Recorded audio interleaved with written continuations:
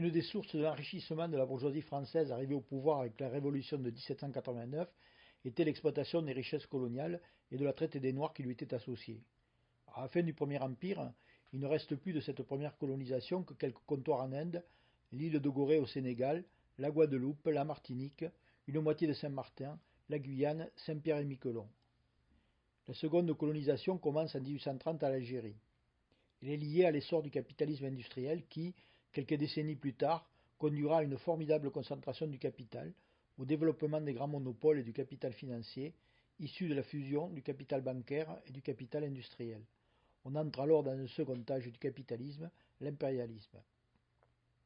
Portée par cette logique économique, l'expansion coloniale se poursuit pendant le règne de Louis-Philippe, la Deuxième République et surtout le Second Empire qui triple la surface des colonies, en particulier avec le début de la conquête de ce qui deviendra l'Indochine. Mais c'est sous la Troisième République que se produit la plus grande expansion. En 1830, l'empire colonial français couvre 900 000 km² et compte 6 millions d'habitants. En 1914, il couvre 10,6 millions de km² et compte 55 millions d'habitants.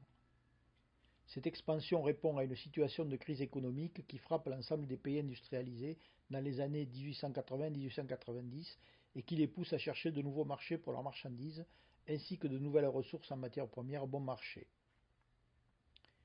Les hommes politiques de la République justifient les conquêtes coloniales et la violence militaire qui les accompagne au nom de la civilisation qu'apporterait au peuple sauvage l'armée, les instituteurs et les curés de la République. Tel Jules Ferry, le fameux inventeur de l'école de la République, qui défend ainsi le colonialisme dans un discours de 1885. Il y a pour les races supérieures un droit, parce qu'il y a un devoir pour elles. Elles ont le devoir de civiliser les races inférieures. Fin de citation. En guise de civilisation, les colonisés sont soumis à un statut de l'indigénat qui les condamne à un véritable esclavage. Ils subissent les pires conditions de l'exploitation dans l'implantation, dans les mines. Des milliers d'entre eux meurent sur les chantiers de construction des chemins de fer indispensables au pillage des richesses agricoles et minières. L'expansion coloniale se heurte à la concurrence des autres bourgeoisies industrielles, soumises aux mêmes contraintes économiques. Un accord est passé en 1885 à Berlin entre grandes puissances pour un partage de l'Afrique. Mais ce traité de brigands passé sur le dos de peuples contraints à la soumission par la puissance des canons ne suffira pas. Et tandis que les États-Unis étendent leur territoire vers l'ouest en massacrant les Indiens, l'Angleterre, la France et l'Allemagne s'affrontent pour le partage de l'Afrique et de l'Asie. En 1914, cet affrontement débouche sur la Première Guerre mondiale qui fait 9 millions de victimes. Au premier rang des combats se trouvaient 450 000 soldats indigènes, 70 000 d'entre eux y trouveront la mort. L'Allemagne défaite perd l'ensemble de ses colonies, mais cela n'arrange rien, bien au contraire, aux contradictions de l'impérialisme qui débouche sur la grande crise de 1929. Et de 1939 à 1945, c'est de nouveau la guerre mondiale pour une nouvelle tentative de repartage du monde. Les peuples colonisés y paient, encore une fois, un lourd tribut à la défense de la patrie. 1945 sera aussi la fin d'une époque.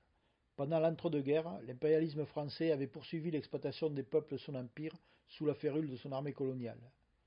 Le racisme sur lequel il avait bâti la justification morale de sa domination s'y donne libre cours dans une série d'expositions coloniales où les peuples soumis aux bienfaits de l'Empire sont exhibés comme des bêtes sauvages. Le Parti communiste fait campagne contre le pillage colonial, mais le passage au pouvoir du Front populaire ne changera rien à la situation des sujets de l'Empire.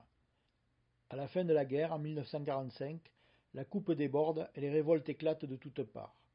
Le 8 mai 1945, à Sétif, en Algérie, des militants algériens profitent d'une manifestation en l'honneur de l'armistice pour revendiquer l'indépendance de l'Algérie.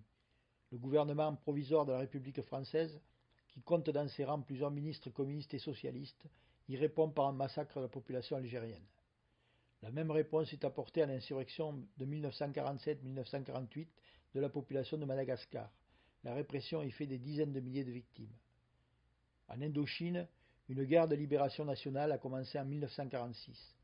Elle s'achève en 1954 par la défaite des troupes françaises. La guerre d'Algérie commence en 1954, elle se termine par une nouvelle défaite des armées françaises en 1962. Incapable de mettre un terme à la débandade coloniale par la force, De Gaulle, président de la République, accorde alors au début des années 60 les dépendances aux pays africains. Mais cette indépendance s'accompagne d'accords économiques et militaires qui assurent la continuité de la mainmise de la bourgeoisie française sur les richesses des pays africains avec la complicité de leurs dirigeants corrompus. C'est la France-Afrique qui commence, 50 années de corruption, de pillage des ressources, d'appauvrissement des populations, d'intervention militaire dont la dernière en date est celle en cours au Mali. Mais la France-Afrique n'est pas le seul mécanisme par lequel l'impérialisme français et sa République ont répondu à la fin de la colonisation directe. Ils sont responsables, comme les autres impérialismes et leurs États, de la ruine des anciennes colonies par le biais de la dette, avec l'aide active du FMI et de la Banque mondiale. Et ils ont pris toute leur part, depuis le début des années 80, dans la mondialisation libérale. Dans les années 70, le capitalisme international se trouve à nouveau confronté à une crise économique. Il cherche à en sortir par le biais de la mondialisation de l'économie, nouveau stade du contrôle impérialiste du monde. Les conséquences en sont tout aussi désastreuses pour les classes laborieuses des pays pauvres que la colonisation directe, alors que toute une série de contre-réformes libérales ramènent les droits et les conditions de vie des travailleurs des pays impérialistes des dizaines d'années en arrière. Cette politique a abouti aujourd'hui à une crise globale plus profonde que celle de 1929. En sortir, c'est changer la société, construire une démocratie réelle maintenant.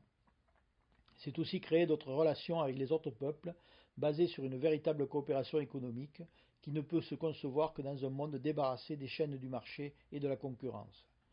Cela passe nécessairement par la prise de contrôle collective et coordonnée par les travailleurs du monde entier, des multinationales qui les exploitent. C'est nécessaire et c'est possible, car en développant les multinationales au sein desquelles collaborent des millions de travailleurs du monde entier, l'impérialisme a mis en place les bases matérielles de la coopération internationale des travailleurs. Le mot d'ordre du manifeste communiste, prolétaires du monde entier, unissez-vous, est plus que jamais d'actualité.